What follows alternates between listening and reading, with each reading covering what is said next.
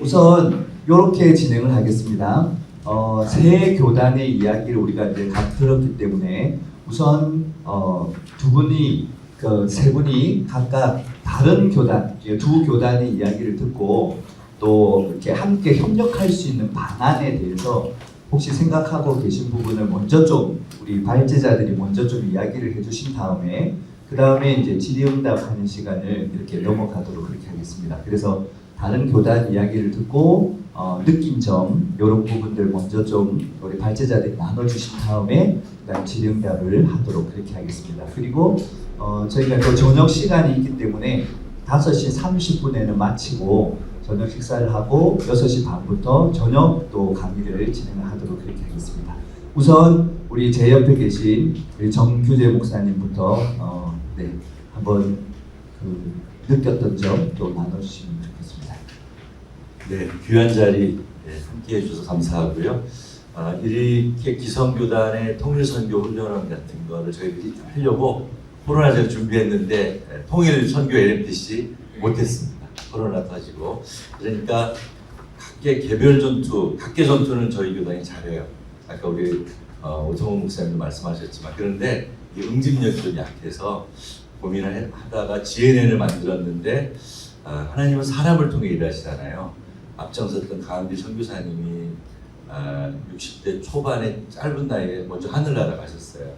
그 바람에 흐지부지 되고 사무총장 하셨던 분이 이제 숭실대에서 박사학위 받으시고 그 연구원으로 일하시니까 GNN이 거의 활동을 못해요. 근데 우리 고신교단의 인사이트는 준 것 같아요. 근데 지금 이제 저희들이 다시 고신교단으로부터 벤치마킹을 해야 되는 그런 상황인데 너무 오늘 귀한 강의였고요. 또 감리교 서부연회도 저희가 이제 김평환 목사님과 계속 교제해오던 거라 너무 귀한 도전이었는데 저는 지금 한 가닥 희망은 한통협에 걸고 있습니다. 한통협. 그래서 한국교회교단 통일선교 실무자 협의회 모임인데요. 아직 창립총회도 하지 않았어요. 저희 교회도 계속 협력하고 내일 한통협 회장님하고 사무총장님을 제가 총신대 저희 포럼에 모셨어요. 다른 분들도 오시라고 했어요. 왜냐하면 이 한통협이 교단 실무자들의 연합기구처럼 좀 이렇게 힘을 모아서 저희 교단에 아까 우리 고신교단처럼 그런 기구들을 만들어내는 그런 좀 뭐라고 할까 프레셔, 압력을 좀 가해줬으면 좋겠다 생각합니다. 이제 이 얘기만 하고 마치겠습니다. 바야흐로 하나님이 제일 기뻐하시는 것은 연합이라고 생각합니다. 그래서 우리 주빌리 기도회가 아주 소중한 연합을 날마다 지경을 넓혀가며 확장해 가듯이 교단, 사실은 한국 교회가 아름답게 연합해서 통일선교를 함께 갈 때 우리가 연합할 때 복음 통일의 은혜는 하나님이 주시는 선물이 될 줄로 믿습니다. 네, 그래서 오늘 많이 배우고 도전받았고요. 앞으로 또 연합하는 일이라면 앞장서서 헌신하도록 그렇게 하겠습니다. 이상입니다. 네, 이제 2년 전에 시작을 해서 기구는 만들고 일은 해나가고 있지만은 사실은 되게 부족한 게 많거든요. 두 가지가 있는데 하나는 학군적으로 현장 사역자들이 많이 없어요. 그래서 현장 사역자들을 어떻게 우리가 발굴하고 보내야 될 건가. 이건 이제 학군측하고 같이 연합 사역할 수 있는 일이거든요. 우리 교단만 해야 되는데 이건 아니니까. 그러면 현장에 있는 학군측의 목사님들하고 같이 움직여 나갈 수 있는 방법이 뭘까? 네, 그분들하고 많이 이야기는 하고 있지만 실제적 움직임이 쉽지는 않아요. 그래서 지금 한국의 병폐 중에 하나가 교단 중심주의잖아요. 근데 이거를 깰 수 있는 방법이 뭘까가 제일 우리가 고민하고 있지만은 이제는 총회 차원에서는 교단의 이름이 나오기를 원하기 때문에 이거를 협력하면서 만들어갈 수 있는 것이 중요하다. 그래서 현장 사역에 지금 합동적 교단의 사역자들하고의 연합 이거를 고민 한번 해봐야 될 것 같고 두 번째 우리가 좀 부족한 것이 뭐냐 북한 내지와의 연결이에요. 조선 그리스도 연맹과의 연결, 그 다음에 민화협이라든가 이런 그 라인이 전혀 없어요. 우리한테는요. 그러면 이거는 이제는 감리교에 부탁을 해야 돼요. 같이 좀 그쪽에 사역을 할 때에 같이 좀 들어가십시다. 노 해버리면은 이제는 또 안 되는 것이지만은 이거는 연합사역으로 가능한 일이거든요. 그래서 이제 이런 부분에 대해서는 감리교를 우리는 또 의지할 수밖에 없고 협력해 갈 수밖에 없습니다. 그래서 이제 하나가 할 수가 없어요. 이격적, 삼격적이어야 되거든요. 그래서 합동 측의 그런 부분 또 이제 그 감리교의 그런 부분을 우리가 필요로 하니까 결국은 네트워크와 연합이 아니면 안 되는 것이라서 그거를 좀 배워가야 될 것 같습니다. 네, 감사합니다. 김영민 목사님. 지금 사순절 기간이잖아요. 우리 주님이 흘리신 피가 우리만 위해서 흘리셨겠어요. 북한의 동포들, 또 모든 교회, 모든 교단 동일하게 아픈 마음 갖고 흘리셨을 텐데 이제 하나가 될 겁니다. 저희도 있고 남쪽에서 하나 되지 않으면 어떻게 북쪽하고 하나 되라고 얘기하겠어요. 저는 교수님 아까 강의하시는데 열정적으로 하시는데 그 조직 구성하시는 거 깜짝 놀랐어요. 아멘. 스피디하게 그냥 축축축 조직 만들어 가시는 그런 모습 보면서 굉장히 이렇게 감동을 받았고 또 우리 목사님 참 아까 그 맨 땅에 막 얘기하고 또 열정에 감동을 받았고 뭐 감리교라고 용되는 데도 있겠습니까? 같이 돕자는 국가에서 지금 원하는 게 혼자 하지 마라. 혼자 하니까 자꾸 사고 나지 않냐. 연합해서 컨소시엄에서 듣고 와라. 컨소시엄에서 서로 공정하게 그리고 건강한 모습으로 이렇게 해라. 이거 원하고 있기도 하고 저희도 최선을 다해 협력해서 아름다운 결과 만들어내도록 최선을 다하겠습니다. 예. 네, 감사합니다. 그러면 이제 프로에 여러분들이 이제 질의응답을 하실 수 있는 시간이 이제 드디어 왔는데요. 질의를 하실 분은 손을 드시면 마이크를 이렇게 전달을 해드리겠습니다. 그래서 잠깐 일어나셔서 교회, 섬기시는 교회와 성함을 이야기해 주시고 질문을 내용을 이야기해 주시고 그 다음에 가급적이면 어느 분에게 질문합니다 이렇게 지적을 해주시면 더 좋을 것 같습니다. 네, 우리 정철홍 목사님. 미린교회 정철홍 목사입니다. 먼저 주임 목사님께 교수께 여쭙고 싶습니다. 그러니까 현장 교회와 총회와의 관계가 여러 가지 형태가 있겠지만 가장 기본적으로 총회의 모든 조직은 현장 교회의 부흥과 사역할 수 있는 플랫폼 역할을 할 수 있는 것 그것이 부족하면 어떻게 보면 조직을 위한 조직이 될 가능성이 참 많이 있다는 그런 생각을 가지고 있습니다. 아까도 말씀하셨다시피 조직을 계속 구성하고 있는데 현장이 약한 점 그러면 구체적으로 그 모든 현장의 사역자들이 많은 조직에 참석하고 또 가야 되고 그런 것들 최소화하면서 현장의 사역을 크게 할 수 있는 구체적인 지금 방법이 어떤 구상이 있으신지 여쭙고 싶습니다. 지금 아까 말씀드렸듯이 대상이 네 부류라고 그랬잖아요. 북한 내지 주민, 그 다음에 탈북자, 탈북민, 탈북난민. 각 교회에는 이 네 부류에 적당하게 이제 자기들이 하고 싶은 사역을 소개를 해드려요. 북한 내지 주민들은 또 세 가지 형태로 나누었어요. 하나는 현재 살고 있는 북한 내지 주민, 두 번째는 탈북자, 탈북민들과 연결된 가족들, 세 번째는 일하러 나온 일꾼들, 이 세 부류로 나누었는데 세 번째의 일꾼들을 향하여서는 현재 블라디보스톡에 저희들이 현지 법인을 만들고 있어요. 그럼 현지 법인은 우리가 북한의 저희 일꾼들을 고용할 수 있는 법인이에요. 근데 그들을 고용을 해서 그들에게 복음을 전할 수 있는 라인인데 이것에 같이 동의하는 교회들을 모이세요라고 그랬어요.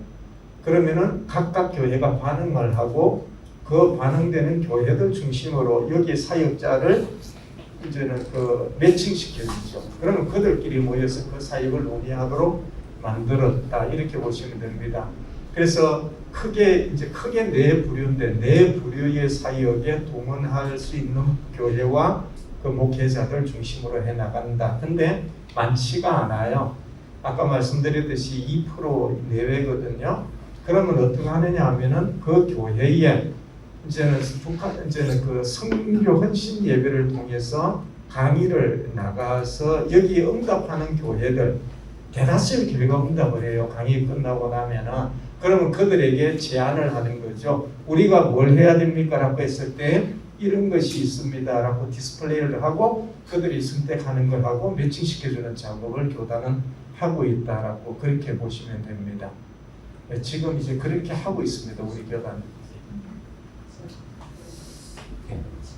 우리 천상만 목사님 질문해 주십시오. 네, 인사랑 선교회 천상만 목사입니다.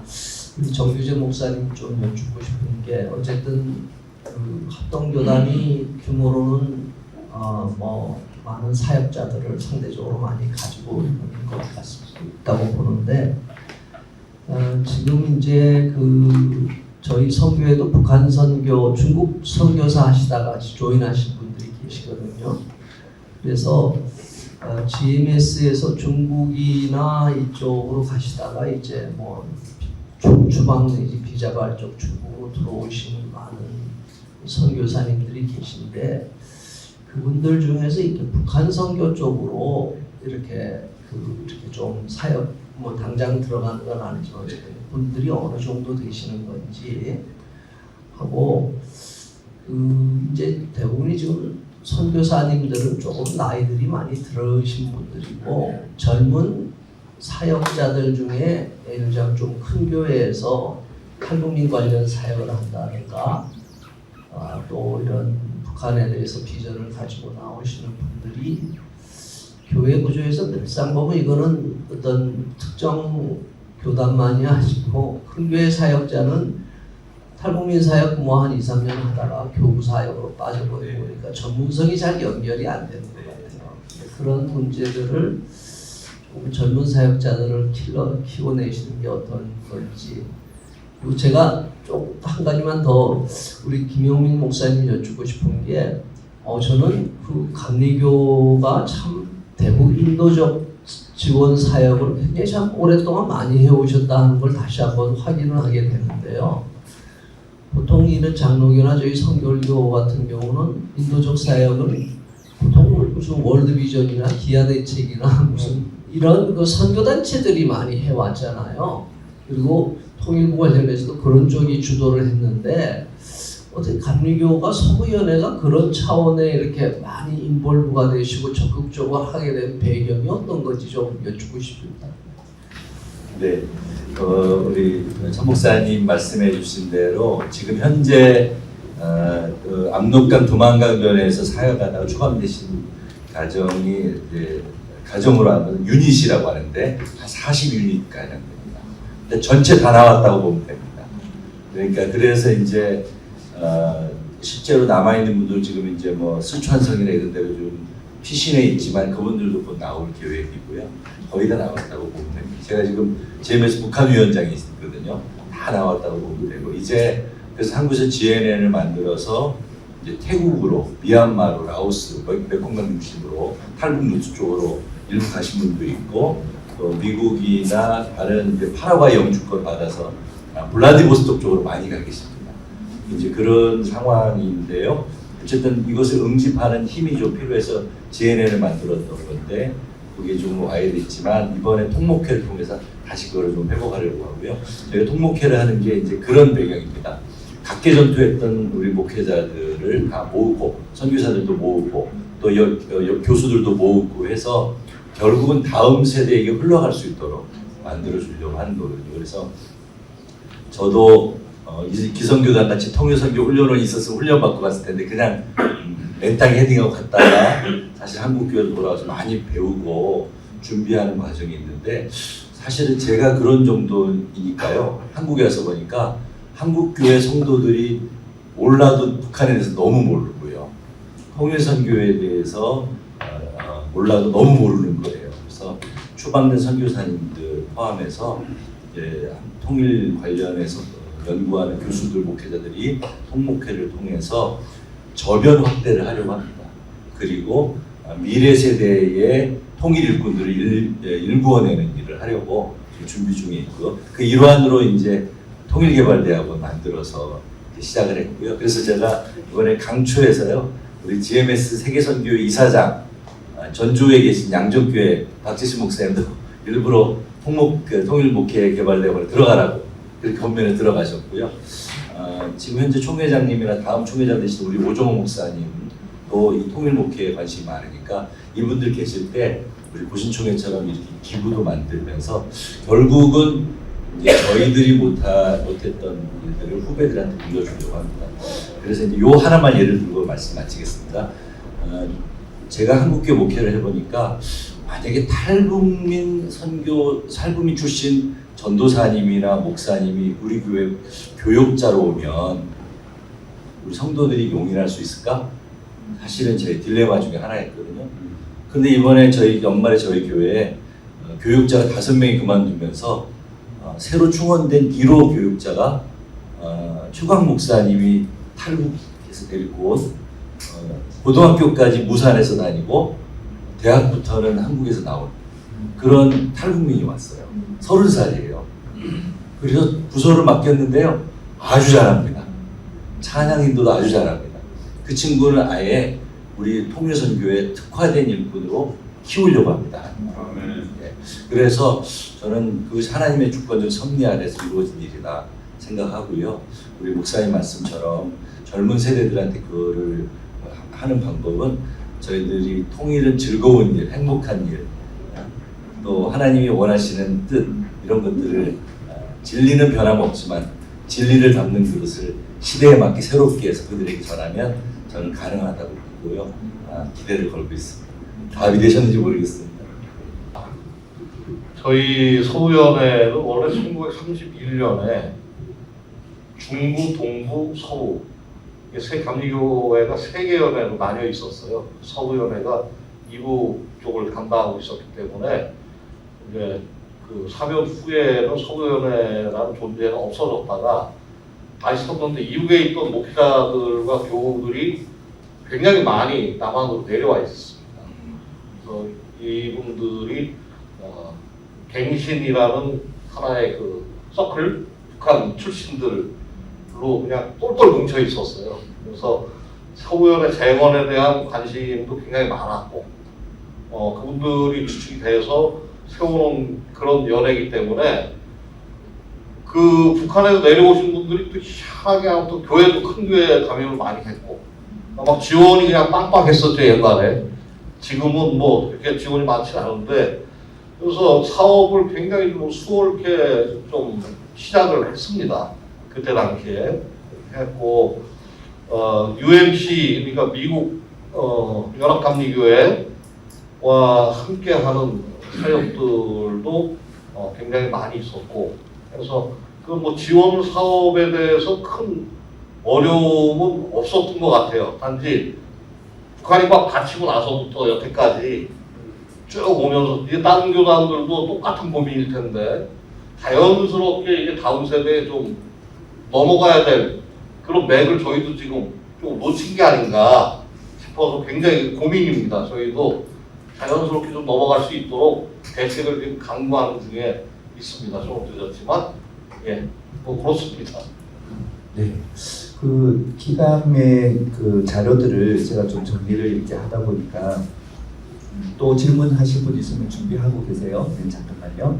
그 참고 자료 23페이지 여기 23페이지 보시면 제가 그 기감의 그 기사들을 정리하다 보니까 우리 서부연회가 2020년에 총 수입이 2억 5천 그리고 지출이 2억 4,900 그리고 2021년에 2억 8천 정도의 정상비입니다. 정상비. 그냥 상호 인건비. 그러니까 이제 사역에 관한 건 이제 빠져 있는 거죠. 예, 그렇죠. 네. 그거는 밝힐 수 없습니다. 네, 네, 그렇죠. 근데 이제 그럼에도 불구하고 본부에서 지원금이 1억 4천에 유지재단 지원금이 2천만 원, 연회 부담금 3억 6천, 3,600 정도가 잡혀 있는데 이런 부분들 연회 부담금이라는 거는 지방회가 22개가 있기 때문에 그 지방회들이 예. 서부연회로 장로교회 같으면 상해금?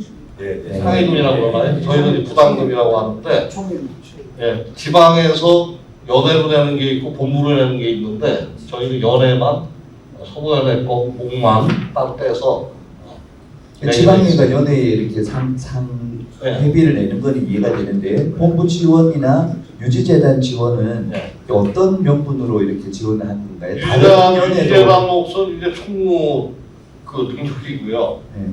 총무가 뭐 어떻게 노비를 하든지. 근데 대개 이제 감독 회장이 이사장이시니까 저기 제가 요구를 하면 감독 회장한테 요구를 하죠. 총무들한테 요구를 안 하고 감독 회장한테 요구를 하면 감독 회장이 역으로 이제 내려 때리는 거죠. 안 줄 수가 없는 그런 상황이 되거든요. 우리 김재성 목사님, 네, 질문해 주십시오. 저는 큰나무교회 김재성 목사입니다. 우리 김영민 목사님께 먼저 질문을 드리고 싶은데요.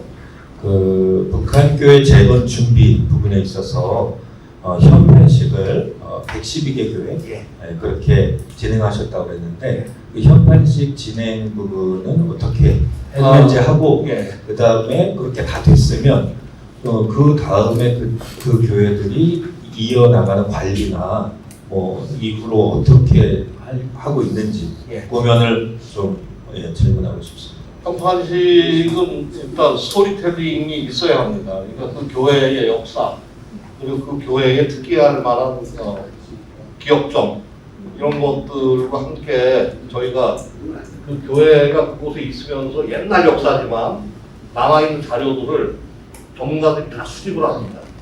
그래서 그 내용을 만들어내고 그걸 요약해서 그 교인들에게 예배를 드리면서 설명을 다 합니다. 직접 가서. 그리고 현판을 만들어서 벽에 부착을 해요. 가령 동국교회가 북한의 서구연의 서북교회를 위해서 서북교회 재건을 위해서 지금부터 기도하고 기금을 모으고 지금부터 준비하겠습니다 라고 현판을 만들어요. 주소까지 다 씁니다. 그거는. 주소 미상은 안 해요. 주소까지 다 쓰고 이북 주소로 물론 현판을 들어간 입구에 딱 붙입니다. 그리고는 그 교회가 관리를 하기 시작하고 저희는 현판만 해주고 관리를 하기 시작하는데 정해놓은 기도회 때마다 그 교회 재건을 위한 헌금을 그 교회 자발적으로 합니다. 그 기금을 모아가요. 통일이 되면 우리가 짓겠습니다 하는 의미로 쭉 모아가는데 아무리 물어봐도 얼마 모였다고 얘기는 안 해줘요. 네. 그 교회만의 비밀이라 얘기를 하는데 아마 상당한 액수가 모여있을 것 같아요. 전국적으로 보면. 네. 그럴 것 같아요. 그러면 각 개교회별로만 그렇게 맡겨져 있고 저희는 그것을 전체적으로 이제 관리하거나 잘 관리하고 있다 확인만 하는 거죠. 사무실에서. 예. 한 가지만 더 질문을 우리 정규재 목사님께 질문하고 싶은데 한통협에 대해서 아까 마지막에 말씀을 하셨는데 한통협을 통해서 이렇게 지금 이루려고 하는 이 부분을 잠깐만 조금 더 설명해 주셨으면 좋겠다 생각합니다. 네, 지금 뭐 한통협이 창립된 거는 아닌데요. 7번 가까운 모임을 각 교단 통일선교 실무자들이 때로는 서울에서 때로는 부산에서 이렇게 모여가면서 이제 교단의 그 지경을 점점 넓혀가고 있는 상황입니다. 그래서 이제 통합교단, 합동교단, 우리 보신교단, 또 우리 성결교단, 감리교단, 또 재건교단, 침례교단 이렇게 이제 점점 넓혀가면서 그러니까 이제 어떻게 보면 교단장들이 모이는 정치적 그룹하고 우리가 연계해서 일을 시작한 게 아니라 위로부터 내려온 것이 아니라 그야말로 풀뿌리 민주주의라는 말처럼 통일 선교를 정말 꿈꾸고 소망하는 5060이라고 표현해도 될까요? 이렇게 실무자들이 우리 한번 연합하자. 그래서 교단 실무 연합 기구를 한번 만들어 보자. 그리고 이제 저는 아까도 말씀드렸던 한교총 사무총장, 또 한교총의 평화통일위원회에 제가 전문위원으로 있으니까 그걸 이제 네트워크를 하려고 합니다. 그래서 명실상부한 우리 아까 보니까 소달리티 모달리티도 나오는데요. 결국은 한국교회가 연합하는 네트워크를 하기 위한 교단 실무자 모임을 구성하고 있는 상황입니다. 그런데 그게 지금 잘 준비되어지고 있고요. 확장성을 갖고 있고 우리 오성훈 목사님도 적극적으로 우리 기성교단의 의견을 대변해 주시고 아까 유 목사님도 그러시고 우리 김 목사님도 그렇고 우리 정정희 교수님이 아주 이론들을 잘 만들어 주시고 계셔서 탄탄하게 잘 만들어지고 있고요. 4월 달 중에는 출범할 계획으로 그렇게 있습니다. 네, 이상입니다. 한통협에 대해서 제가 잠깐만 좀 추가적으로 설명을 드리면 우리 한통협이라고 하는 구조 이게 꼭 필요하다. 이거 만들어야 된다. 이게 우리 통일선교의 어떻게 보면 선결 조건이다. 그런 이야기를 제가 2015년 우리 이제 해방 70년 맞으면서 우리 북기총하고 저희 북사목 그때 제가 이제 북사목 회장 때였는데 북사목하고 미래목회-포럼하고 같이 이렇게 그 컨퍼런스를 하면서 제가 이게 필요하다고 하는 주장을 강력하게 했었습니다. 근데 그때 이제 대부분의 우리 통일선교 사역자들, 동역자들이 힘 빼지 마. 그거 안 돼. 이런 분위기였거든요. 근데 저희 이제 제가 3대 회장인데 7대 회장인 정 베드로 목사님이 베드로처럼 진짜 믿음을 가지고 이거 우리가 한번 해봅시다. 그래가지고요, 뭐 이렇게 쫓아다니면서 사람들 연결하고 그래서 이제 실제로 이게 되어져 가는 과정 속에 있고 그 다음에 이 준비하는 과정 속에 뭐 사무총장이 제일 중요하잖아요. 근데 그 사무총장을 지금 우리 북선이 총무이신 이상택 목사님이 지금 잘 이걸 이끌고 가고 계시거든요. 그러니까 우리 선결교단이 실제적으로 이제 북한 선교에 있어서 후발주자이긴 하지만 그럼에도 불구하고 어떤 면 이렇게 연합하는 면에 있어서는 굉장히 앞서가고 있고 또 북한 선교위원회가 이렇게 항종 부서가 되면서 교단을 이렇게 묶어냈다라고 하는 면에서 또 통일선교 훈련원이라고 하는 면에서 앞서가고 있다. 그런 어떤 자부심도 여러분이 가지면 좋겠습니다. 우리 주재규 목사님, 네, 마이크를 받으시고 말씀 질문 주십시오. 독립교회 주재규 목사입니다. 세 분 목사님, 교수님 강의해 주신 거 너무 잘 들었습니다. 지금 교단 간의 협력 워크숍 시간이지만 우리 고신증 상황도 전체 교회의 1.5%만이 지교회에서 북한 선교에 대한 관심이 있다 이렇게 말씀하신 것처럼 우리 교회 안에 그런 아마 우리 민낯이 아닌가 생각이 되어지는데 놀랍게도 정규주 목사님이 모든 것을 이제 내려놓고 그리고 교회 담임을 하시면서 전통 교회를 이제 이 선교적인 북한 선교적인 교회로 지금 만들어 내셨다고 했는데 우리의 귀가 열리지 않나 생각이 되어져서 어떻게 전통 교회를 이렇게 북한 선교를 위한 특화 교회로 세우셨는지 좀 나눠주시면 감사하겠습니다.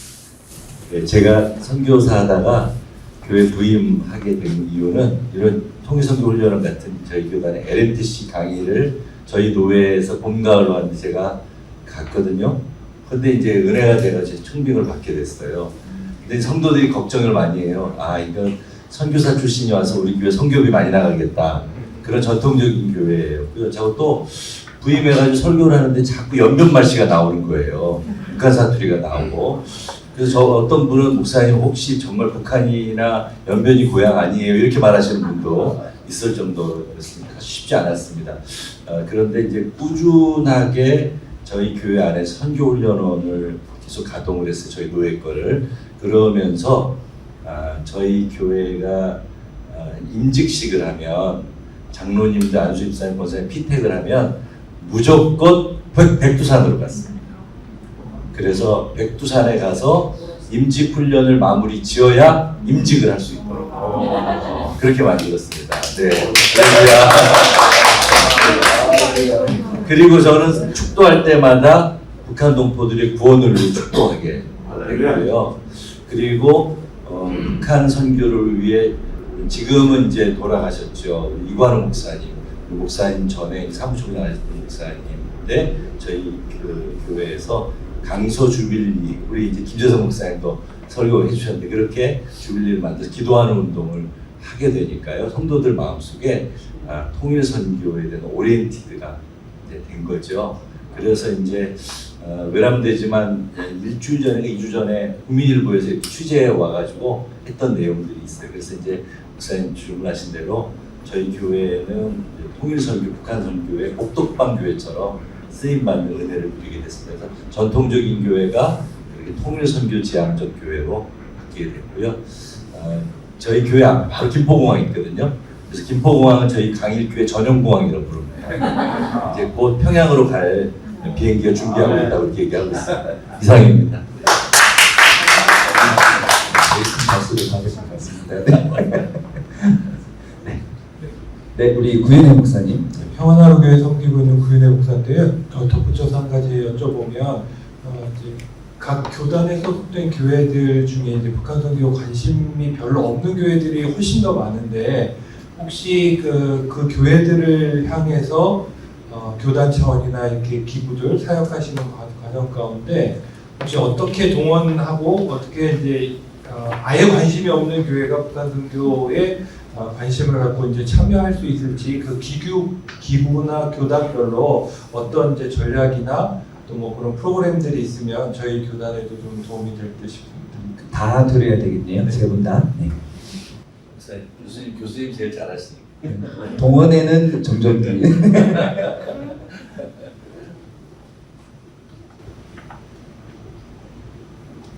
지금 사실 북한 선교 전략 가운데 가장 힘든 부분 중에 하나이고 가장 핵심적인 부분인데 답이 거의 없어요. 답이 없는데 정규재 목사님 교회가 모델 교회가 되었으면 좋겠는데 실제 모델 교회가 안 돼요. 가장 큰 이유가 뭐냐면은 담임 목사의 역량에 따라서 너무 달라지기 때문에 그래요. 그러니까 이분의 역량만큼 따라올 사람이 없어요 지금요. 그래서 독특한 교회라고 보시면 돼요. 두 번째는 이 교회는 200명의 전통적인 교회에서 1000명으로 급성장한 교회예요. 젊은 사람이 많아요. 사고 자체의 변화가 일어날 수 있는 교회에 바탕이 되어 있어요. 근데 일반 교회는 그렇지 아니에요. 노령화되어 있어서 사고의 전환을 일으키기가 되게 어려워요. 그래서 모델 교회가 되기가 어렵다고 하는 거죠. 그런 과정에서 우리는 그 전통적인 교회를 어떻게 변화를 시켜야 됐을까 했을 때에 제가 지금 초점 잡고 있는 것 첫 번째는 성경으로 접근하라는 거예요. 그러니까 상황과 현상 가지고 접근하지 말라. 예, 너무 불쌍하다, 구제해야 된다. 이것이 1995년도에서 한국교회가 해와서 약 20년간 해왔는데 실패했어요. 그래서 전도 선교가 안 되는 거죠. 여기에서 지금 새롭게 접근해야 될 것은 성경은 북한 선교를 뭐라고 하고 있는가? 우리는 북한 주민들을 향하여서 어떻게 해야 될 것인가? 이게 첫 번째로 이제는 전환을 시켜야 되는 것이고요. 두 번째는 세계 선교의 틀 안에서 보아야 돼요. 북한 선교와 해외 선교를 구분해서는 안 돼요. 북한 선교는 세계 선교 안에서야 이걸 어떻게 해야 돼? 예를 들어 이거예요. 지금 이 교단은 어떤지 모르겠는데 우리 교단 같은 경우에는 99%가 해외 선교 다 해요. 개척 교회가 개척을 해도 목사님 사례는 후원받으면서 선교 헌금해요. 해외 선교죠. 북한 선교는 안 해요. 이유가 뭐냐면 북한 선교는 해외 선교로 생각하지 않기 때문에 그래요. 그래서 이거를 개념을 바꿔야 돼요. 해외 전환, 그러니까 사고의 전환이 일어나지 않으면 안 돼요. 그 다음에 세 번째의 문제는 뭐냐면 목회자의 인식 변화예요. 목회자는 대다수가 교회의 성장에 초점이 맞추어져 있어요. 목회의 방향이 거기에 가 있어요. 북한 선교가 도움이 안 돼요. 지금 저는 이제 신대원 졸업하고 6년 동안에 필리핀 선교사로 있었어요. 1년 12달 하루도 쉬지 않고 거의 공항에 나갔어요. 어마어마하게 많은 사람들이 와서 저는 공항 사역 6년 하다 나왔어요. 선교 거의 못했어요. 그들은 와가지고 뭐 하냐면은 와가지고 비전 트립을 통해서 보고 가니까 훈련이 되는 거죠. 북한은 들어갈 수가 없어요. 지금 북한 선교하려고 하는 교회에서는 탈북자들을 보내달래요. 그럼 우리 하겠다는 거거든요. 탈북자들을 왜 가요? 그 교회를, 그런 교회를요. 몰라요. 한 달에 100만 원씩 준다 그러면 제가 보낼게요. 갈 사람 손 들고 줄 설 거예요. 그래가지고 우리 실패 봤잖아요. 그러니까 결국은 우리는 현장 자체로 갈 수가 없기 때문에 안 되는 거예요. 그게 일반 선교화. 그래서 선교라고 하는 이 거대한 안에서의 북한이라고 하는 지역 선교를 어떻게 할 것인가가 준비가 안 되면 갈 수가 없어요. 이 부분에 대해서 고민이 우리가 돼야 되고, 그 다음에 목회자들의 인식 변화가 일어나지 않으면 안 된다라고 하는 거예요. 그 다음에 네 번째로 우리 교단에서 지금 강조하는 것은 통일을 초점으로 맞추는 것이 아니라 현장 북한 주민들에게 복음화를 초점을 맞추어요. 그래서 예전에 제가 굉장히 그래도 많이 강조했던 게 통일 선교의 확장성에 대해서 글을 쓰다가 작년부터는 북한 선교에 초점을 맞춰야 된다라고 글을 쓰기 시작을 했어요. 그런 인식 전환이 안 되면 현재 한국교회 변화를 일으킬 수가 없어요. 통일 문제 가지고서는 접근이 안 되는 것이 한국교회예요, 지금. 그래서 이제 이런 변화들이 일어나야 되고, 그 다음에 제가 차를 바꾼 지 지금 그 QM6로 바꾼 지가 2년이 안 돼요. 만 2년이 안 되는데 몇 킬로 뛰었느냐면 지금 92,000킬로 뛰었거든요. 2년이 안 되는데 92,000. 안 놀라신다. 차 모르시는 거예요. 무슨 의미냐 하면은 제가 전화를 해요. 목사님 한번 저기 북한 선교 기도해 주시고 한번 저를 선교 헌신 예배 초청 좀 해 주시죠. 목사님이 예 원장님 알겠습니다 하고 그 다음부터 소식 없어요. 근데 제가 직접 찾아가요. 아멘. 그래서 제 책을 하나 드리면서 목사님 이러면은 한 달 안에 불러요. 아멘. 만나야만이 돼요. 이게요. 현장 사역을 하시는 분들은 직접 만나야 돼요. 그러니까 이것이 이 말의 의미가 뭐냐 하면은 결국은요 발품 팔지 아니하면은 교회 변하지 않아요. 사역자들 발품 팔아야 된다는 거예요. 그 다음에 이제 뭘 해야 되냐면 가서 강의를 하잖아요. 설교를 하잖아요. 꼭 한두 명은 반응을 해요. 20명 교회라도 반응하고 1000명 교회도 반응을 해요. 반응하는 사람을 그냥 놓아두고 오면은 끝이에요. 왜냐하면 담임 목사님이나 거기 있는 분들이 관심이 없기 때문에 그래요. 그러면 그 반응하는 사람을 보고 끝나면 담임 목사님에게 부탁을 해요. 저분이 반응을 했는데 한번 만날 수 있는 기회를 주시렵니까? 그러면은 나가면서 인사하게 하잖아요. 그러면 저는 그분에게 이 부탁을 해요. 길게 이야기를 못해요. 간섭이 될 수 있어서 기도를 하십시오. 기도 편지 담임 목사님을 통해서 보내드릴게요. 매달 보내는 게 있거든요. 그러면 전달이 되잖아요. 그러면 담임 목사님을 통해서 북한 선교를 위하여서 매주 관심 있는 분끼리 모여 기도 좀 해주십시오. 라고 해서 몇몇 교회가 생겨났더니 그들이 우리 원자가 다 돼버렸어요. 아멘. 예. 그런 방법을 쓸 수밖에 없어요. 그 다음에 또 하나는 초청이에요. 결국은 우리는 행사를 많이 할 수밖에 없어요. 어떤 모양으로도 간에 행사를 만들어서 목사님들에게 계속해서 참여를 시켰는데 아까 제가 이제 조직표 만들어 보여드렸죠. 7개 권역을 만들고 포럼을 만든 이유가 뭐냐면은 관심 있는 그 목회자들이 그 포럼에 일부러 초청을 하는 거예요. 사회도 시키고 설교도 시키고 그것도 기도도 시키고 이렇게 시키니까 자기 순서가 있으니까 안 올 수가 없잖아요. 와서 보면은 바뀝니다. 아멘. 예, 그렇게 장을 마련해 나갔다고 이렇게 보시면 됩니다. 이제 그런 방법을 어쩔 수 없이 조금 인위적으로 사용을 했습니다. 그게 제가 쓰고 있는 현재 하고 있는 방법입니다. 김영희 목사님, 감리교수께서 들어보겠습니다. 저기 앞서서 이렇게 말씀 다 해주셨는데 저도 제일 중요한 건 인식 전환이 제일 지금 필요한 시기이기도 하고 저희 감리교도 꽤나 개방적인데 충청도나 저 경상도 산골 연세 많으신 어르신들인데 가면 북한 얘기하면 빨갱이 외국주의자들이랑 막 옷도 세워서 막 이게 막 난리쳐요. 그거 저도 발품 엄청 팔거든요. 그렇게 안 하면 모이지도 않고 성과도 안 나고 하기 때문에 지금 교수님 말씀하신 거 저는 100번 공감을 합니다. 최선을 다해서 아무튼 찾아가고 최선을 다해서 설득하고 감동을 주는 수밖에는 딴 방법이 없을 것 같아요. 아멘. 결국 저희가 볼 때 이제 말씀으로 사람이 변화되는 거 그게 이제 제일 큰 힘인데 그럴 수 있는 기회가 제가 볼 때는 우리 교회가 그 부흥회를 하잖아요. 근데 부흥회를 하면 보통 어떤 기준으로 우리 담임 목사님들이 부흥 강사를 선정을 하는가? 일단은 헌금을 좀 많이 하게 할 수 있는 저도 담임 목회를 했으니까 그런 초점도 있는데 아무래도 그 교회가 좀 통일선교를 하는 교회로 변화시키고 싶다고 하면 한 번의 선교 헌신 예배 이런 거 말고 뭐 한 3일 정도의 부흥회에 정말 우리 탁월한 통일선교 사역자들이 많이 있으니까 그런 분들을 초대해서 통일선교에 대한 이야기를 말씀 가운데서 녹여내어서 먹이면 이분들이 반응할 수 있지 않을까 그런 생각도 제가 이렇게 해보게 됩니다.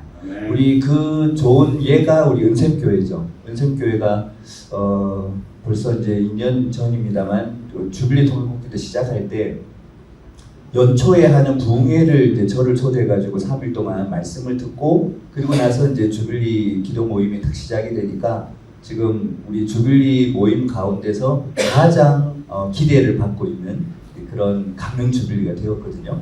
그런 방식의 말씀에 녹여서 성도들이 이 부분에 대해서 접촉할 수 있는 계기, 그 계기가 주어지는 게 굉장히 중요하지 않을까 그런 생각을 좀 해보게 됩니다. 네. 자, 네, 우리 송태원 목사님. 귀한 말씀과 강의 감사합니다. 제가 이제 정정균 교수님 존경한 가운데 오늘 또 귀한 말씀도 들어서 도저히 많이 듣는데 저희 교회에 오셨을 때 2년 전에 이런 말씀 하셨는데 그때는 잘 못 알아들었습니다. 그냥 저는 그냥 북한선교회 그 위원장으로 항전부서 세우는 일에 집중했었는데 지금은 이런 조직이 필요하다는 걸 아주 가슴 절절히 느껴지고 또 어떻게 하면 그 목회자 인식을 바꿀 것인가 이런 부분에 고민이 있었는데 오늘도 이렇게 말씀 풀어주니까 너무 감사하고요. 잠깐 우리 교단에 그 북한 재경교회를 결연하면서 신길의 성결교회에서 그 북한 탈북민들이 모이고 있는 현장을 제가 지난주에 들었습니다. 그런데 매주 이렇게 오신다고 그래요. 100여 명이 지금 모이는데 저는 그동안 이제 북한 선교를 탈북민들 선교하면 우리 한국 성도들하고 잘 교제가 안 돼서 그게 어렵다 해가지고 결국은 따로 선교부로 조직해서 해야 된다 이런 생각을 가졌었거든요. 근데 그 교회는 그 안에 녹아 들어가지고 너무 목장에서 잘 훈련되고 또 합동 결혼식 통해서 제주도에 이렇게 보내고 또 뭐 현장에서 자녀들 양육하는 거 이런 것까지 잘 녹여내고 있더라고요. 그래서 아마도 모델 교회를 이제 말씀하셨는데 특화되지는 않았는데 그 탈북민이 모였다. 목회자는 그런 데 관심이 없더라도 모였기 때문에 어린 양들을 돌보다 보니까 이 북한 선교에 굉장히 지금 많이 깊이 들어오면서 저희 그 위원회를 많이 후원하려고 하는 그런 마음까지 드는데 근데 탈북민들이 와가지고 눈물 흘리는 거예요. 교회 와서 은혜 받고 눈물 흘리고 그래서 변화되는 이 현장을 저는 성령의 역사라고 보거든요. 그래서 성령의 역사가 강력하게 일어나는 이런 연합운동이 이 시대의 연합운동 가운데 가장 먼저 돼야 되지 않겠나. 어떤 그 우리 목회자들의 인식만 가지고 이것을 조직화하고 행정화하기보다는 우리 성도들의 마음이 이제 뜨겁게 일어날 수 있도록 우리 정미재 목사님도 특화된 교회를 세우시는데 놀라운 그런 간증들이 많을 텐데 그런 것들이 연합 이런 활동을 통해서 같이 이렇게 공유되면 좋겠다 그런 생각이 듭니다. 네, 감사합니다. 그 기구를 만든다라고 하는 부분은 이제 우리 북한선교위원회는 총회의 항전부서잖아요.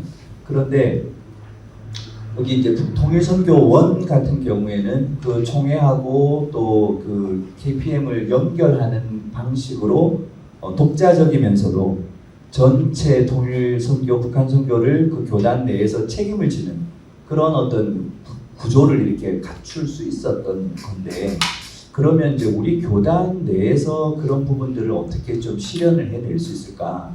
그런 방안이라고 할까요?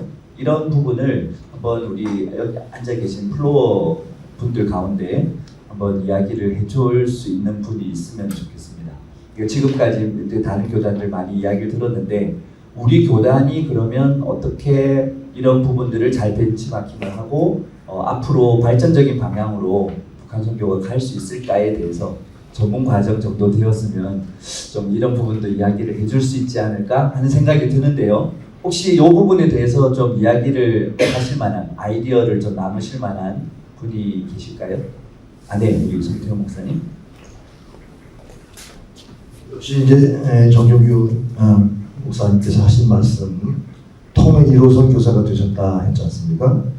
어쩌면 그 교단 내에서 이런 봉화가 이렇게 등장하시면서 아주 조직도 되고 활성화되는 것으로 기억하는데, 저희도 이제 전문과정 마치면 통일 선교사라고 하는 명칭을 지금 붙이려고 하는 계획 중에 있는데, 그 활동 범위라든지 이런 것이 이제 목사님하고는 좀 다를 것 같은데, 개교의 어떤 그런 목회자 인식을 바꾸는 일, 이것부터가 굉장히 중요하고, 또 가서 만나서 설득하고 이런 일들이 필요할 것 같은데, 저희가 첫 걸음을 하려고 하면 그 통일 선교사들의 역할들을 어떻게 잘 세워나갈 수 있으면 우리 교단 내에서도 더 활성화되지 않겠나 생각되는데, 그 아이디어가 있으면 좀 말씀해 주셨으면 좋겠습니다. 제가 교단에 감사하는 것은 북한 선교에 관심이 없는 분들이 많기 때문에 또 감사드려요. 왜냐하면 그분들이 관심이 있으면 저를 너무 간섭하거든요. 예, 제가 일할 수 있을 만큼 관심이 없다는 게 정말 다행스러웠어요. 그러니까 마음껏 할 수 있죠. 제가 하는 만큼 그 사람들은 뭘 하는지도 몰라요. 예, 그러니까 저는 조직이 가능했고, 조직 가운데에서는 다행스럽게 이제 여기 그 조직에 약 지금 한 48명이 들어와 있거든요. 48명 중에서 40명이 저하고 관련이 있는 분들이에요. 그러니까 저를 배신하지 않을 사람들만 뽑았어요. 그렇게 안 하면은 어느 순간에 제가 토사구팽 당할 수가 있잖아요. 총회 안에서. 예, 그래서 그거를 미리 방지하기 위해서 이 사람들을 포지션에 놓게 되고 그들을 끌어들였다라고 그렇게 보시면 돼요. 그러니까 이제 사실은 가장 큰 고민 중에 하나가 뭐냐면은 선교사 파송이 우리 교단에서 법으로는 안 돼 있었는데 이거를 지금 바꾸어 버렸잖아요. 바꾸면 누구든지 따라와야 할 수 있도록 만들었지만은 KPM 안에서는 한정지어 버렸어요. 국내 이주민 지역부에 딱 고정시켜 버렸어요. 북한 선교사지만은 국내 이주민 지역부는 뭐냐 하면은 몽골 선교, 뭐 파키스탄 선교, 이란 선교, 필리핀 선교, 뭐 전부 다 그 이주민 선교하는 가운데 탈북민도 이주민이다. 그런 개념으로 해서 이주민 선교부로 딱 묶어버렸으니까 이 이상 벗어날 수가 없는 거예요. 그래서 여기에서 제안을 했죠. 나는 이주민 선교의 소속이긴 하지만은 내 활동 영역은 전 세계로 할 수 있도록 간섭하지 않았으면 좋겠다. 그러면 누구를 설득해야 되느냐? KPM 본부장과 훈련 원장, 이게 두 사람을 이제 헤드에 있는 사람들 설득해야 되는데, 훈련 원장은 다행히 형 동생 하는 제 동생이에요. 그러니까 제 말을 무조건 따라야 되는 거고, 훈련 원장은 제 한해 선배거든요.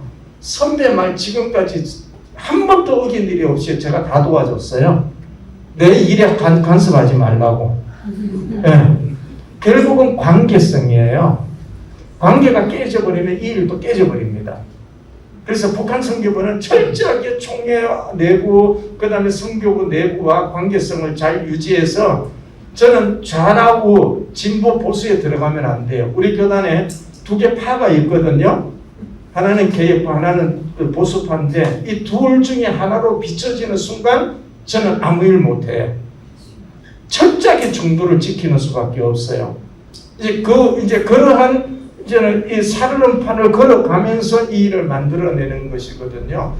예, 그래서 어떤 경우라도 상관없는데 일에 한정이 돼도 상관없어요. 교단 이름으로 북한 선교사 파송만 되기만 해도 괜찮아요. 그 사람이 역량이에요. 그때부터는요. 그러면서 교단 내에 키워드를 가지고 있는 키를 갖고 있는 몇몇 분이 지속적으로 도와주기만 하면은 충분히 성장해 나갈 수가 있는 게 단적인 예가 오승훈 목사 같은 경우에 북한 선교사로 파송을 해버리면 교단 차원에 파송하면 지금은 일하는 게 달라져요. 교단의 이름으로 일을 할 수가 있어요. 예, 그런 식으로 만들어 가시고 거기에 직책을 하나 만들어 주셔야 되는데 그것이 이제는 교단에서 허락이 안 되어지면은 교단에서 2개 기관 선교부하고 총회 기관이 안 되어지면은 교단에 있는 그 상임위원회에서 이름 하나를 만들어서 책임을 맡겨놔 버리면 돼요. 그러면 대외적으로 이제는 모든 것은 이분이 이제 북한 선교에 대해서 대외적인 것은 여기에서 만든다라고 한 줄만 넣어주시면은 그 기구의 역할을 감당할 수가 있어요. 예, 그래서 저는 제일 첫 발자국이 총회 차원에서 북한 선교사 파송입니다. 거기에 나와주면은 일을 다 진행해 갈 수가 있다. 저는 그리 봅니다. 잘하겠습니다. 유대영 목사님 말씀해 주십시오. 예, 연생교회 유대영 목사입니다. 멀리서 열심히 달려왔는데 처음부터 좋은 강의 들어서 너무 행복하고요. 강의를 들으면서 그런 마음이 들더라고요. 지금 이제 교단 간의 여러 가지 사역들을 이제 듣고 통일이 되었을 때 그날을 이제 꿈꾸고 있는 거니까 이제 뭐 100여 년 전, 140여 년에 각 교단의 여러 가지 정책들로 우리나라의 교단이 세워지고 여기까지 왔는데 통일이 된 북한 지역의 교회가 세워질 때 그 교회는 어떠해야 될까? 지금도 정 목사님 교단에서 선교사가 파송되는 거 말씀하셨는데 그러면 그 선교사는 세워진 그 교회를 지금 한국에 있는 교회들처럼 교단의 이름을 가지고 세워질 때 혹시 이것이 또 경쟁적으로 이렇게 세워지는 여러 가지 모습들이 혹 좋지 않은 모습으로 비춰지지는 않을까 하는 그런 우려의 마음도 좀 들기도 하고 지금 이제 한통협이나 여러 모임을 통해서 이제 그런 것들을 좀 조율해 가고 있지는 않은가 하는 그런 이야기도 좀 듣게 되는데 이제 북한에 세워지는 교회가 어떤 모습으로 세워지는 게 이상적일까? 여러 가지가 있지만 특별히 지금은 이제 교단에 대한 이야기를 하니까 이제 교단적인 협력, 연합에 대한 측면에서 한번 세 분의 의견을 좀 듣고 싶습니다. 네, 통일이 된다고 바로 우리가 들어가서 여기 평양에 교회 10개 짓고 뭐 함흥에 교회 10개 짓고 마음대로 할 수 없는 거죠. 마음대로 할 수 없겠죠. 그 통일이 지금 됐어요. 왔다 갔다 왕래가 돼요. 근데 가서 일단 우리가 여기 교회 짓겠다.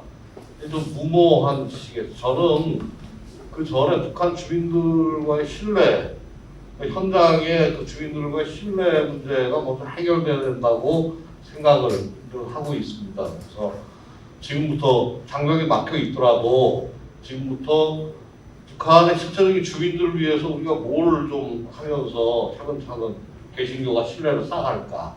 뭐 여러 가지 있을 거예요. 뭐 저희 감리교회에서 준비하고 있는 거는 진료소와 초등학교 리모델링입니다. 지금 한 300개 정도를 각 군별로 샘플 뽑아서 초등학교 개모수 다 하고 그리고 진료 세우는 걸 직접 목표로 하고 의논을 지금 하고 있어요.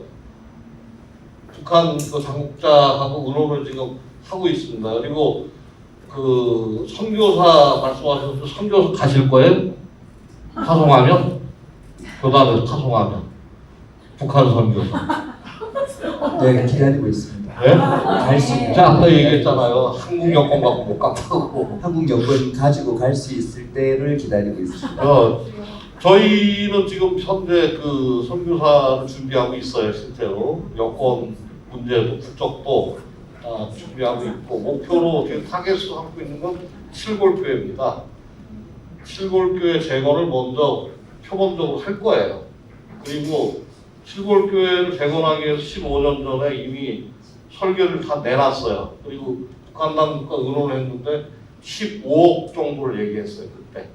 근데 지금 15년이 지나니까 50억을 얘기해요.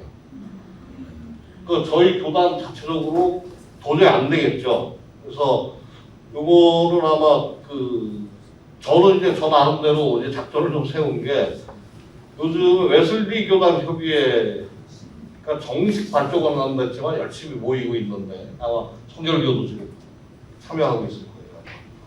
이쪽이 또 한 통로가 되고 감리교가 또 기둥 하나 맞고 뭐 이런 식으로 해서 실골교회가 만약 재건이 표본적으로 되면 그 안에 사무소를 완전히 자유로운 사무소를 하나 갖고 근데 정치나 이런 뭐 이데올로기에 전혀 영향 받지도 않고 주지도 않는 사무소를 마련하고 평양을 방문하는 외국인들이 주위로 와서 자유롭게 예배드릴 수 있도록 이쪽에 선교사를 하나 직접 파송을 하는 겁니다. 그리고 여러 가지 지원 문제도 그쪽을 통해서 서로 정보를 교류할 수 있도록 뭐 공식적으로 하는 거예요. 이런 이제 계획은 세워놓고 지금 접촉을 시작을 했고 자금도 지금 모금의 일부는 들어갔어요. 들어가서 아마 그런 방법이 제일 좋지 않을까 생각을 하고 있습니다. 그래서 거듭되는 말씀이지만 직접 가서 막 짓고 뭐 해서 전도하고 이런다고 누가 그냥 막 쓸려와서 되는 거 아니잖아요. 일단 먼저 신뢰 구축의 문제와 여러 가지 재반 조건들이 좀 갖춰져야 가능하지 않겠나 이런 생각이 듭니다. 저희는. 우리 김영민 목사님의 이제 그 의견 그리고 우리 서구연회의 어떤 견해라고 이렇게 생각을 하시면 되겠고요. 정정기 교수님. 예, 지금 사실 이거는 가상이거든요. 지금 통일의 문제는 이것 때문에 우리들이 많이 고민을 해가지고서 이제 그 통일 선교 언약이라고 하는 것을 만들어 마지막에 통일이 됐을 경우에는 북한의 교회 재건을 어떻게 할 것인가를 예상을 한 것이 어느 정도 한기총에서 1996년도에서 낸 이제는 북한 교회 재건을 할 때에 몇 가지 제안을 했던 것 중에 하나인 하나의 교단으로 들어간다. 유니언 처치를 만든다라고 하는 것으로 우리가 그대로 가져오고 따르기로 했어요. 근데 저는 조금 이제 몇 가지로 나누어야 된다라고 저는 생각을 하는데 통일의 형태가 어떻게 되느냐에 따라서 달라질 거다라고 하는 겁니다. 첫 번째 통일에 우리가 자유롭게 왕래해서 남한에 있는 목회자들이 마음껏 들어갈 수 있다라는 조건이면은 이거는 유니온 처치 안 됩니다. 모든 교단이 자기 교회 교단 재건 운동이 가장 먼저 들어갈 겁니다. 재건 운동이 들어가면 교단별로 나누어지기 때문에 유니온 처치가 안 된다고 보셔야 되고 거기에 뒤따라서 모든 이단이 다 들어가고 원산 주변에는 제7일 안식교가 지금 들어가려고 준비를 하고 있어요. 왜냐면 그쪽으로 들어왔으니까요. 이런 식으로의 형태가 되어져서 지금은 각기 교단이 원하는 방향으로 나가게 될 거다. 자유로운 왕래가 됐을 경우의 예입니다. 두 번째, 자유로운 왕래가 안 되고 북한을 개발하기 위해서 쿼터제로 들어가게 될 가능성이 있습니다. 이제는 다시 말하면 통일부가 허락하는 인원만 들어가게 되는 종교인들이 마음껏 들어갈 수가 없습니다. 이럴 때는 유니온 처치가 가능합니다. 그 다음에 세 번째 예일 경우에는 북한의 종교가 어느 정도 자유화가 되어지고 뭐 이제는 왕래는 자유롭지 못할 겁니다. 왜냐하면 북한 자체의 경제력 때문에 왕래가 자유롭지 못하게 된다 하더라도 북한에 있는 지하교 교인들이 이제 지상으로 올라왔을 때입니다. 이랬을 때에 한국교회와 협력 파트너로 들어갈 수 있는가 없는가 하는 게 가장 큰 문제가 될 겁니다. 협력 파트가 된다 그러면 한국 교단 어느 교단하고 할 것인가, 한교총하고 할 건가, 한장총하고 할 것인가, NCCK하고 할 것인가 이런 문제가 대두가 돼요. 그러면 한국에서의 이미 연합된 단체가 있지 아니한다면 개별적으로 접촉하게 될 겁니다. 왜냐하면 북한 지하교회가 하나의 단체가 아니기 때문에 그렇습니다. 그러면은 덩어리에 따라서 이제는 각각의 북한의 이제는 그 지역마다 환경도 다르고 이제는 그 평안도 다르고 이제는 전부가 다른 형태의 지역마다의 다른 형태의 교단이 세워질 가능성이 굉장히 많다라고 이렇게 보시면 될 겁니다. 그 다음에 또 다른 형태가 하나 생깁니다. 어떤 형태가 생기느냐 하면은 1945년도 이전으로 돌아가자라고 말할 게 뻔합니다. 그러면은 1945년도 이전에 있었던 교단 운동이 재건 운동이 일어나게 됩니다. 네, 그래서 그때에 북한에 있었던 이제는 교회들 중심으로 해서 재건 운동이 일어날 것 같은데 이것은 조금 희박합니다. 이유가 뭐냐면 그때 있었던 사람들이 다 죽어버렸어요. 그렇기 때문에 그 후손이 나와야 되는데 후손은 맥이 다 끊어져 버렸습니다. 그러면 그 맥에 남은 것은 거루터기 교인들 뿐입니다.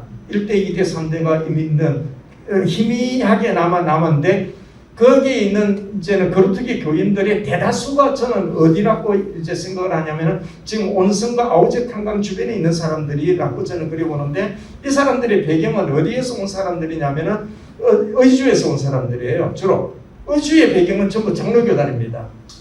북장로교단이 들어가 있기 때문에 장로교단이라서 결국은 거루터기 교단에서 세우는 그 교단은 장로교단이 될 가능성이 굉장히 많습니다. 그래서 지금 하나로 통일이 되고 난 이후에 교단은 어떻게 될 것이다, 한국교는 어떻게 되어나갈 것이다 라 말하기가 굉장히 어렵습니다.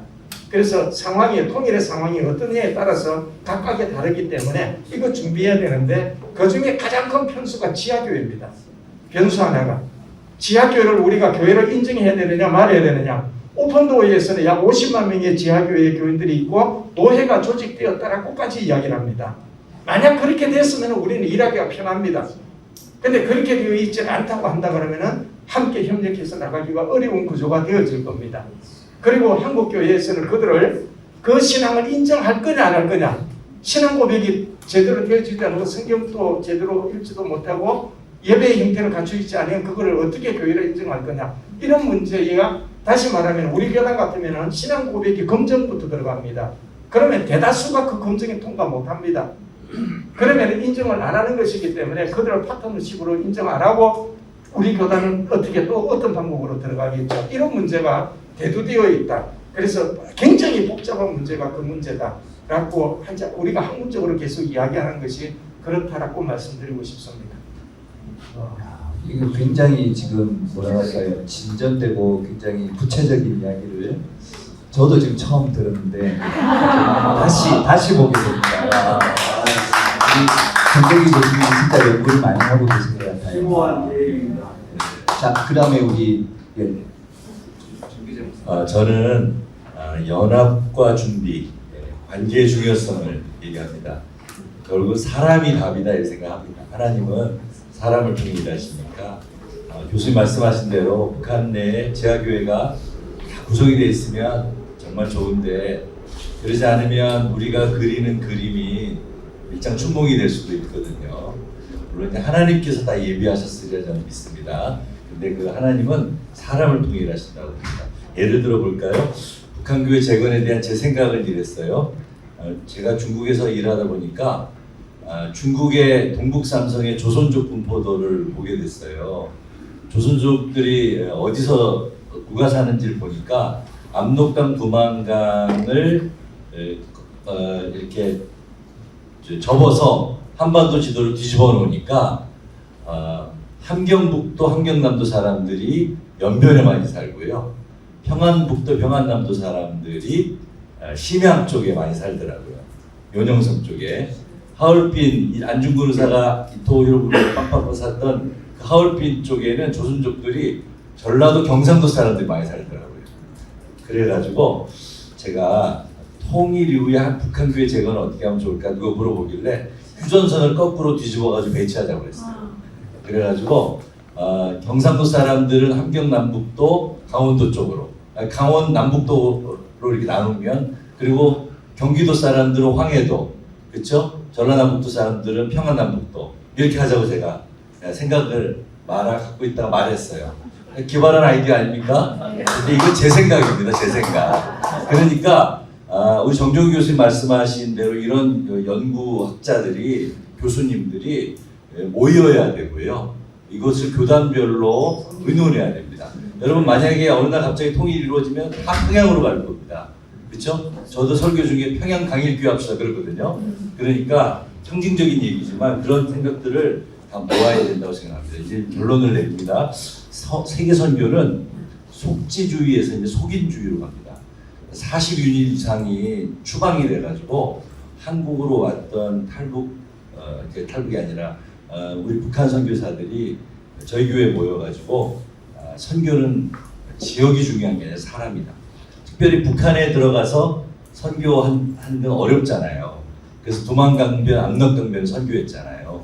간혹 칠골교회, 봉수교회가 설교하고 오셨고 또 조선 그리스도교 연맹으로 하셨다, 그렇게 말하는데 이제 그거는 아주 특별한 케이스고요. 거죠. 그래서 하나님은 사람을 통해 일하시니까 결국 지역하고 상관없이 어디에 있든지 통일선교에 힘을 모으자. 그래서 저는 저희 추방된 선교사님 중에 한 분이 정베드로 목사님을 저희 교회에서 파송했습니다. 부부를. 거기는 남남 북녀 커플이거든요. 그래서 저희 교회가 공식 GMS 선교사로 그 가정을 파송을 했습니다. 그러니까 저는 사람이 중요하니까 저는 통일 목회자, 우리 정베드로 선교사님은 통일 선교사, 이렇게 해서 역할을 복음 통일의 비전을 맞추고, 근데 결국은 우리 다 지금 한국에 있지만 통일 선교의 꿈을 가지고 달려가는 사람 중심의 선교, 속인주의 선교를 하는 거죠. 제가 이제 결국은 북한교회 재건도 연합해야 되니까 한통협이 아름답게 연합하면 저는 그 일을 할 수 있지 않을까. 그리고 한국교회를 묶어낼 수 있지 않을까. 특별히 정정기 교수님 같이 이런 학자들이 그렇게 뭐라 그럴까요? 지역 배치를 잘 연구해서 내면 우리들이 성령의 새바람이 불었을 때 아름답게 열매 맺지 않을까. 그런 의미에서 마지막 결론은요. 우리 정정기 교수님이나 우리 김영민 목사님을 이렇게 교단 차원에서 파송하는 것처럼 오성훈 목사님을 기성교단의 통일선교사로 파송해 주십시오. 제가 하고 싶은 얘기인 겁니다. 우리 한국교회 사실 보배와 같은 목사님이거든요. 여러분들 교단만 잘 몰라서 그렇지 한국교회에서 아주 소중한 분입니다. 주빌리 기도회 네트워크로요 이렇게 지경을 확장시키고 알고 있습니다. 제가 이제 일부러 극단적인 얘기 한 겁니다. 그래서 이런 분들을 통일선교사로 자꾸 세워주셔야 됩니다. 그래서 우리 김재성 목사님하고 저 같은 지역에서 일하는 목사님들 끝나무교회나 파송하고 그렇죠? 이분 사역비 다 해주시면 할 수 있다고 봅니다. 그래서 기성교단에서 이렇게 통일선교사를 세우는 일이 중요하다고 보고 저도 앞으로 저희 교단의 교회들을 이렇게 깨워서 한 교회가 한 통일선교사 파송하기 그 일을 하려고 지금 기도 중에 있습니다. 네, 이상입니다. 저를 파송하는 게 아니라 우리 전문 과정 수료생들을 우리 교단이 파송하는 또 각 교회들이 연결되어져서 파송해서 정말 그 지역에서 통일선교를 일으키는 그런 동원가로서 사역을 할 수 있도록 그런 방향으로 이제 가게 된다면 엄청난 큰 일들을 우리 교단에서 할 수 있지 않을까 그런 생각이 듭니다. 감사드립니다. 네, 감사합니다. 지금 시간이 다 되어가고 있는데요. 우리 서기순 전도사님께서 마지막 질문을 해주시고 그 다음에 저희 그 북한선교위원장 우리 유병욱 목사님께서 좀 총평을 해주시고 오늘 이 워크숍을 마무리하도록 그렇게 하겠습니다. 우리 서기순 전도사님 질문 마이크로 해주십시오. 네, 은평교회 서기순 전도사입니다. 정규재 목사님께 좀 여쭤보고 싶은데요. 제가 엉뚱한 질문이고 좀 이 논의되는 카테고리에서 조금 벗어날 수도 있는 질문이 아닌가라는 생각인데 제가 예전에 거의 지금 20년 가까이 전에 조금 더 가까이 제가 OM을 통해서 선교지에 왔다가 이제 미국 대학교 프레젠테이션 팀으로 이제 동부 지역을 다닌 적이 있었는데 그때 가장 저의 원래의 미션을 벗어난 많은 질문들을 대학생들로부터 받았습니다. 그때 거의 20년 전인데 2005년 가을이었는데요. 많은 대학생들이 북한에 관심을 가지고 북한이 열리기를 준비하고 있다. 이제 저로서는 좀 놀라운 질문들이었는데 그러면서 지금 신학을 하고 있고 뭔가 준비하고 한인교회를 다니고 문화와 언어를 배우고 있다. 그러면서 하시는 질문들이 한국 교회와 네트워크를 하고 싶고 가서 자기가 인턴으로 사역하고 싶은데 그런 길들이 있냐. 이제 목사님들께서 하시는 굉장히 심오한 시뮬레이션과 시나리오들을 들으면서 이 영역도 포함이 가능한지, 그러니까 엄청난 NGO 팀들이 들어올 것이고 또 엄청난 그 젊은이들이 이렇게 준비되어서 이렇게 참여하고 싶어 할 텐데 한국 교회와 어떻게 네트워크가 가능할지, 그들이 온다면 일단은 한국어와 한국 문화를 익히고 싶어하고 그리고 어떤 형식으로든 사역할 길이 열린다면 통역하고 싶어한다는 걸 느꼈거든요. 근데 우리 현재로서는 제가 그때는 답변을 못했었어요. 그리고 돌아와서 수많은 스태프들, 그러니까 OM 안에서의 스태프뿐만 아니라 교회 생활하면서 뭐 개교회 사역에 바쁘긴 하지만 이 질문에는 항상 자신이 없었거든요. 그래서 목사님들의 고견을 듣고 싶습니다. 네, 제가 연변과학인대에 가서 사역한 이유 중에 하나가 그겁니다. 한국에서 태어나서 자라서 한국 교회에서 쭉 성장했지만 목사님들이 교회 부흥은 꿈꾸고 부흥회를 하지만 통일 선교는 거의 관심 바뀌거든요. 근데 연변과학인대 가니까 연변과학인대는 14억의 국가에서 오신 선교사님들이 사역을 하는데 우리나라 동족에 대한 구원을 나는 남한 사람들보다 더 하려고 노력하는 14억의 국가 사람들을 보았어요. 그래서 일부러 한국에 가는 것보다 연변에 가서 북한의 문화나 언어를 배워가지고 준비해서 가시려고 또 그러면서 타깃은 이제 평양과학기술대학이었죠. 그리고 준비하는 분들고 도전을 사실 많이 받았거든요. 그리고 방학 때만 되면 미주 한인교회나 유럽에 있는 한인교회나 또 이런 디아스포라 한인교회들이 막 와요. 그래서 저도 이제 사실은 이제 그 코스타 강사로 나가면서 호주 한인교회들 동원하기 시작했거든요. 근데 결국은 그렇게 방학 때 모여가지고 북한을 바라보고 비전 트립하고 기도하고 준비해 가는 것을 저도 보고 이제 제가 목회 현장에서 벤치마킹 했는데 한국 교회가 그렇게 파트너십을 해야 된다고 보고요.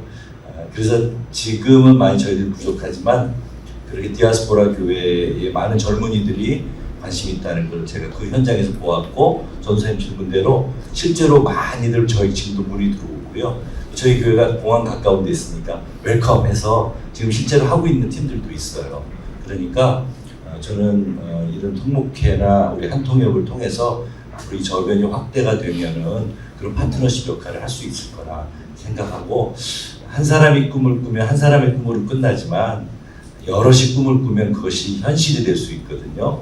그래서 사실은 여기 김영민 목사님이나 이런 분들 정경 교수님이 귀하게 여기고 한통역을 만들어가면서 그렇게 저변 확대를 하려고 하고 있습니다. 결국은 우리 혼자의 한 교회의 힘이 아니라 연대하고 연합하고 네트워크를 하려고 준비 중에 있으니까 전사의 말대로 가능할 줄 믿습니다. 지금 이제 그 부분에 대해서 지금 좀 고민 좀 한국 교회가 해야 되긴 하는데요. 지금 제가 해외에 나가서 세계 나라에서 이제는 북한을 땅끝으로 여기고 들어가려고 하는 청년들 그리고 그 사역 단체장들 회의를 했는데 회의의 끝에서 저에게 꼭 서류 하나를 주는 것은 뭐냐면은 우리가 이 정도 돈이 필요하니까 한국에 내 나라 이거예요. 지금 함께 어떻게 하든지 북한 선교를 해외에 있는 그리스도인들하고 함께 특히 동원되는 청년들하고 함께 하고 싶어서 지금 회의를 했는데 한국계 니네는 할 게 없으니까 돈이나 내놓으라 이런 뜻으로 딱 여기서요. 그러니까 기분이 상하니까 더 이상 말도 하기 싫은 거예요. 네. 근데 한국교회는 실제로 한국 여권으로 들어갈 수가 없어요.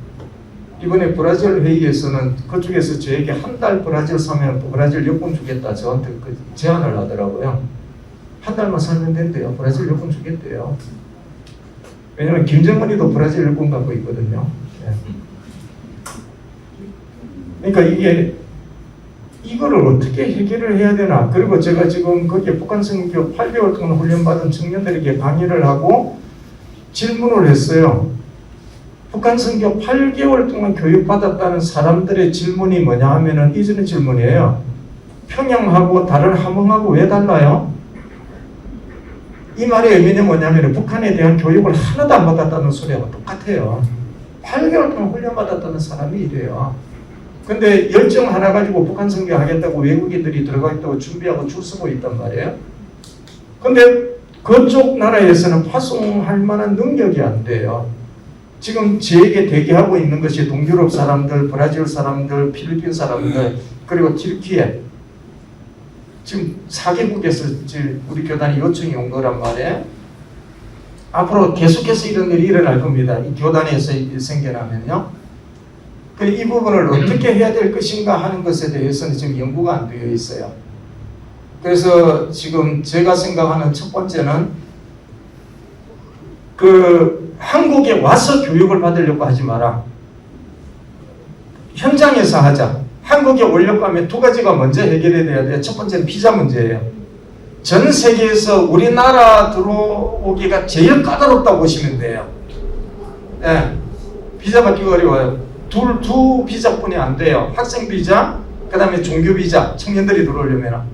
학생 비자 들어오려면 포르투갈, 스페인어 언어 하는 애들은 각 대학에서 영어로 강의하기 때문에 언어가 안 되면 토플 시험 짧게 갑니다. 안 돼요. 그러니까 언어 준비가 안 되면 들어올 수가 없어요. 종교 비자는 각 교단에서 내줄 수 있으면 쿼터가 있어요. 그 중에서 한 명만이라도 잘못되면 그 다음부터는 그 종교 비자 안 내줘요. 교단의 타격이 너무 커버려요. 그래서 함부로 내주지를 못해요. 그런데 그쪽에서는 한국에 들어와서 교육받고 싶다, 종교 비자 달라 이거예요. 쉽게 못 내주는 거죠. 그 다음에 한 사람이 들어와서 교육을 받고 생활을 하면 최소 2년 동안의 조선어 공부를 해야 돼요. 생활비가 한 달에 최소 150만 원 들어가요. 한국의 물가 때문에요. 그러고 난 다음에 체류비 뿐만이 아니고 다른 경비까지 합치면 한 달에 300 들어가는 거예요. 그거를 2년 동안 해달라는 거예요. 어느 교회에서 해줄 수 있어요, 이거요.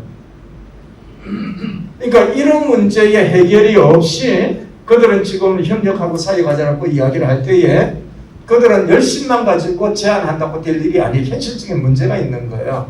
그래서 그런 현실적인 문제를 어떻게 조율해 나갈 것인가 하는 것도 우리 안에서 지금 일어나고 있는 문제 중에 하나입니다. 그래서 함부로 답하기가 어려운 부분 중에 하나인데 그러나 아까 통일 이후에 아까 한 가지 빠진 게 뭐냐면은 남한 사람만 들어가는 게 아니라 전체의 외국의 그리스도인들이 다 들어가요. 예. 완전히 혼란이 될 겁니다. 그러기 전에 외국 그리스도인들과 교단하고 협력해서 북한 선교에 대한 강의가 되어야 돼요.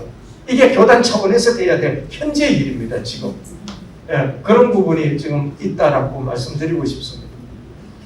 네, 뭐 좀 고춧가루 같은 느낌이 들긴 하지만 그렇죠. 근데 그럼에도 불구하고 우리가 현실을 벗어나서 환상만 가지고 있다고 일이 되는 건 아니니까 아주 구체적인 이야기 너무너무 감사하고요.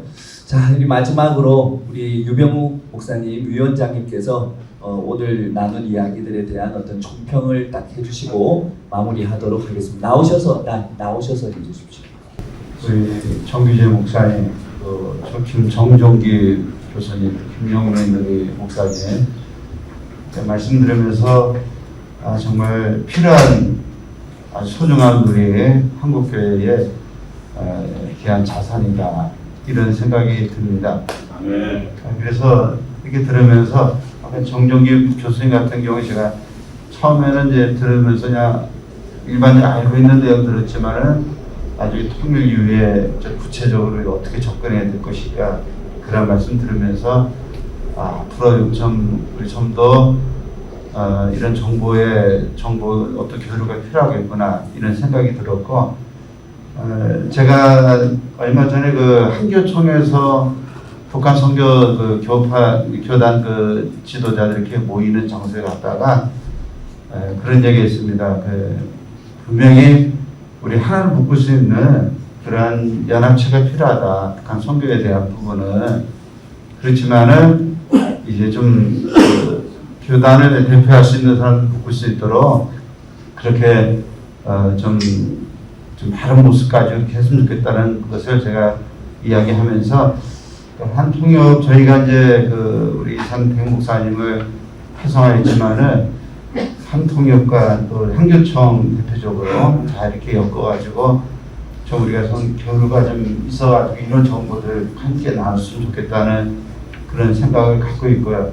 아까 우리 감리교 같은 경우에도 북한의 이제 학교라든가 그리고 무슨 다른 여러 이제 이제 복지 기관이라든가 이런 부분에 대한 지원이 필요하다 생각해요. 왜냐하면 통일되었을 때 우리가 그들을 위해서 한 게 없거든요.